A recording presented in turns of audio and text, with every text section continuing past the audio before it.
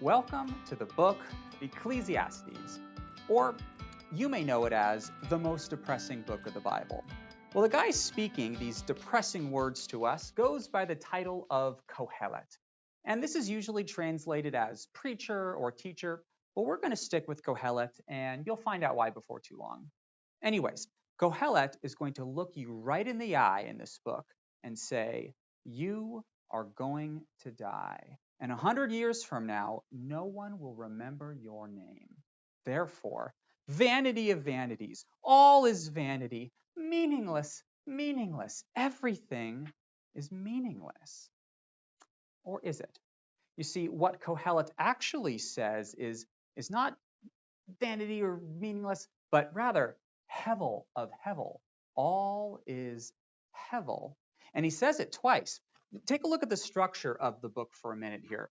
We start with a one-verse author's introduction, and then at the end, a 6-verse author's conclusion. And the first and the last verse of the body of the book is the same. Hevel of hevel, all is hevel. Take a look. You see here, we have the author's introduction in the first verse, and then the summary of the message of Qoheleth. Vanity of vanities, or hevel of hevel, says the preacher. All is hevel. And now let's jump to the end of the book, and you're going to see the same thing. Here's this author's conclusion, and then one verse before that, the very last verse of Qoheleth is hevel of hevel. All is hevel. And then if we just quickly scroll through the book, we'll see that Qoheleth returns to this word hevel 38 times throughout the book. Look at everything here in green. Hevel, hevel. Scroll up here to chapter 7. We'll see more. Hevel, hevel, hevel. It's everywhere.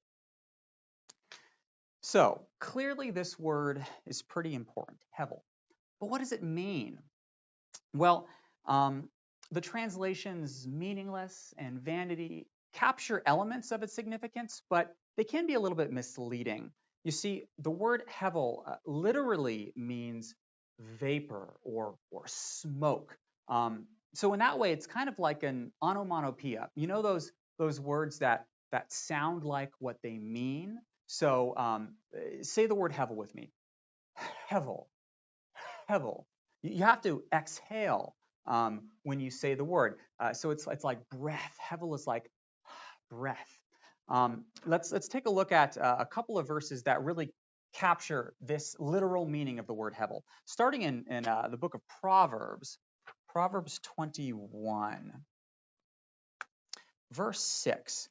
The getting of treasures by a lying tongue is a fleeting hevel and a snare of death. Now let's jump to the prophets. I want to look at Isaiah. When you cry out, let your collection of idols deliver you. The wind will carry them all off, and a hevel, a breath, will take them away. So what's Qoheleth saying? He's saying vapor of vapor, all is vapor. That kind of captures the idea of something that's fleeting or temporary, doesn't it? Well, that nuance is definitely present here in the book of Ecclesiastes. Let's take a look. Let's jump to chapter 6, where we'll see that nuance. 6 verse 12. For who knows what is good for a man while he lives the few days of his hevel life, this life which passes like a shadow. But the thing is, the metaphor with hevel, vapor, smoke, it goes a little bit deeper than that. You see, there's a property of smoke where it may look solid, it may look tangible and physical, like a cloud in the sky. But the moment that you reach over to grab smoke and try to hold it in your hand, it disappears. It vanishes. It's hevel. It's nothing. Slips through your fingers. So in that way, something that is hevel is elusive. Well, throughout this book, Qoheleth is going to be on a quest. He is going to look for for meaning and for purpose and for fulfillment in life. And the moment that he finds something and he thinks that it's solid and tangible, he reaches out to grab it, and then he finds out that it is just hevel. It is nothing. Well, much of this book then is first-person autobiographical reflection. It's Qoheleth on a quest, looking and seeking. Take a look at this first-person quest of Qoheleth. Let's start in chapter 4. So again, notice this. Again, I saw, said Qoheleth. I saw hevel under the sun. Look at verse 15. I saw all the living who move about under the sun, along with that youth who stands in the king's place. And surely this is also hevel. Now notice, down in chapter 5 as well, verse 13. This is a grievous evil that I have seen, he observed under the sun. Let's go to chapter 6. There is an evil that I have seen under the sun. So all of this, they're different observations that Qoheleth makes about how the world works, what it is like. But not only does Qoheleth observe, he also experiments. So in verse 7, he's going to say, all of this I tested by wisdom. And the most famous or the most well-known tests that Qoheleth performs are in chapters 1 and 2. Let's take a look at this quest for meaning that Qoheleth is on in these chapters. So here we are. He starts his quest. I, Qoheleth, have been king over Israel and Jerusalem, and I applied my heart to seek and to search out by wisdom all that is done under heaven. And he's going to perform a series of tests. The first test is wisdom. He says, I said in my heart, I have acquired wisdom, wisdom so great that it surpasses all who were in Jerusalem before me. But he finds out that this wisdom is just more hevel. It is a striving after the wind, where he tries to chase after the wind, but he can never catch the wind. He can't grab a hold of it. It's just hevel. And why? Because the more that he learns, the more depressed he gets. All that this wisdom does is just increase his capacity for misery. Okay, so that didn't work. Let's go in a different direction. How about pleasure? I said in my heart, come, I will test you with pleasure. Enjoy yourself. And whatever my eyes desired, says Qoheleth, I did not keep from them. I kept my heart from no pleasure. What did he do? Let's see. He went after wine. He made great building projects. He built for himself a mega mansion. He had all kinds of servants waiting on his every need. He had so much treasure. It's just ridiculous. Well, what was his conclusion after all of this pleasure seeking? Then I considered all that my hands had done, and the toil that I had expended in doing it, and behold, it was all hevel, a striving after the wind, and there was nothing to be gained by it under the sun. There was no lasting significance in all this pleasure.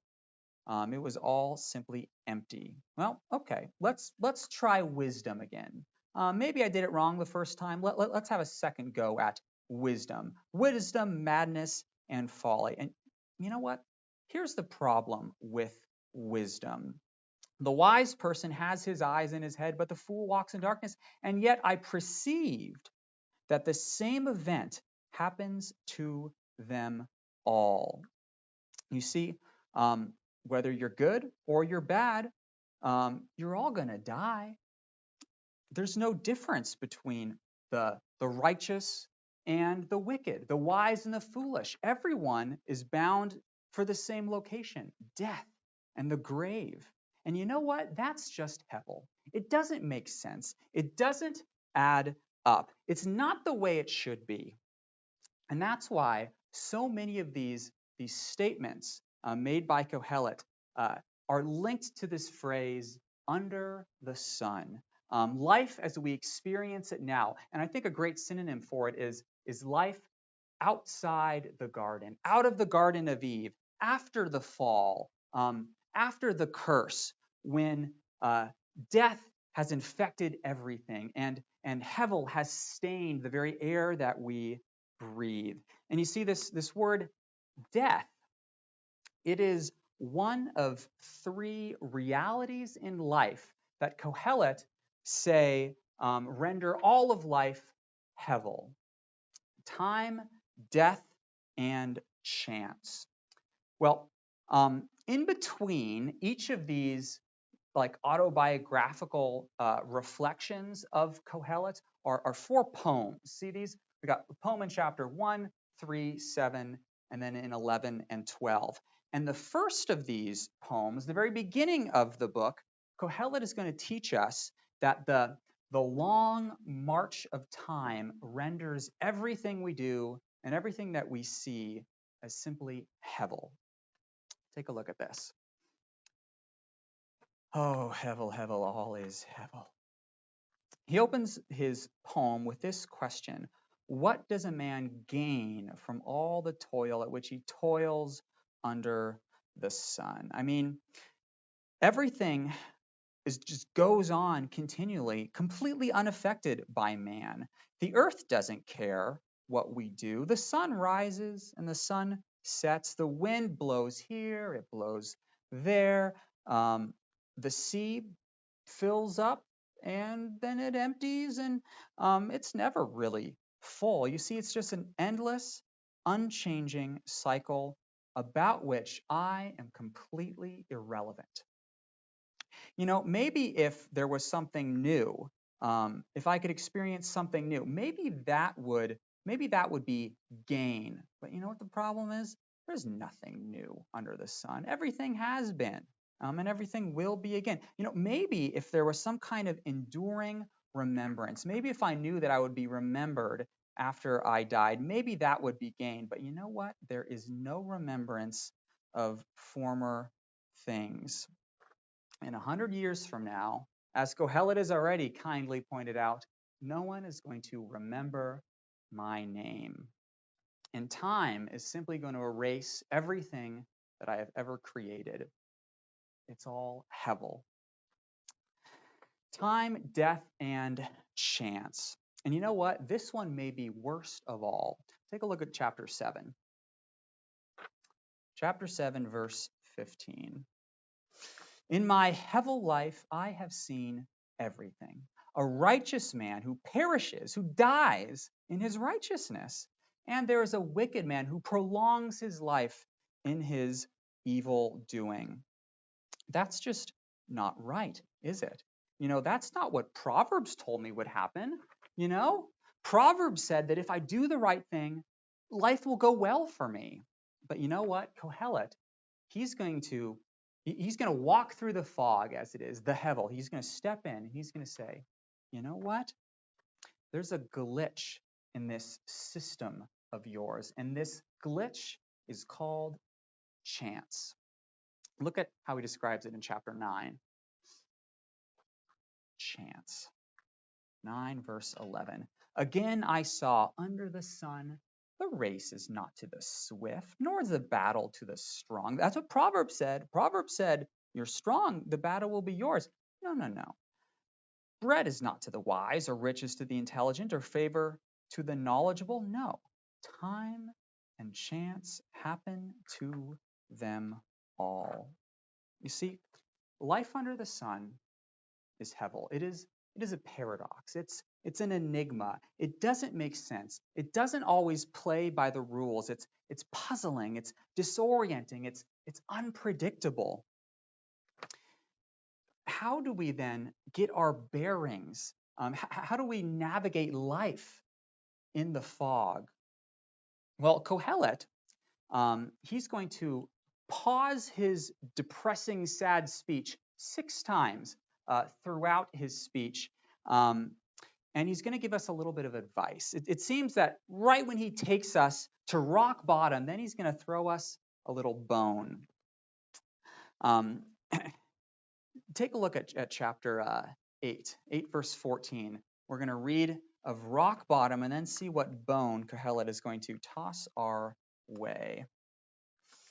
There is a hevel that takes place on earth, that there are righteous people to whom it happens according to the deeds of the wicked, and there are wicked people to whom it happens according to the deeds of the righteous. I said, this is also hevel. And you know what he says next? What do we do when life doesn't work according to the rules that Proverbs told us it should? Here is Qoheleth's recommendation. I commend joy, for there is nothing better under the sun but to eat and to drink and to just be joyful, to enjoy all of the toil, all of the work that God has given us under the sun. You know what? I can't really control anything in my life, but you know what? This coffee's pretty good. And that breakfast burrito I had yesterday, that was amazing. So delicious. And Qoheleth is going to call these simple joys the gift of God. Take a look at chapter 3. Let me put my delicious coffee down. Chapter 3. I perceive that there is nothing better for them but to be joyful and to do good as long as they live. Also, that everyone should eat and drink and take pleasure in all of his toil, for this is God's gift to man. Ultimately, I can't control anything in my life. It's really all hevel. It's elusive. It's an enigma. Therefore, I should stop trying to control life and just enjoy it as it happens, to accept the hevel, to acknowledge my own fragility, and just embrace life as I actually experience it, and not as I think it ought to happen. And you know what? That is the depressing and sad and somewhat liberating advice of Qoheleth. But you know what? Qoheleth is not the only voice that we hear from in the book of Ecclesiastes. We are going to hear from Qoheleth's chaperone next.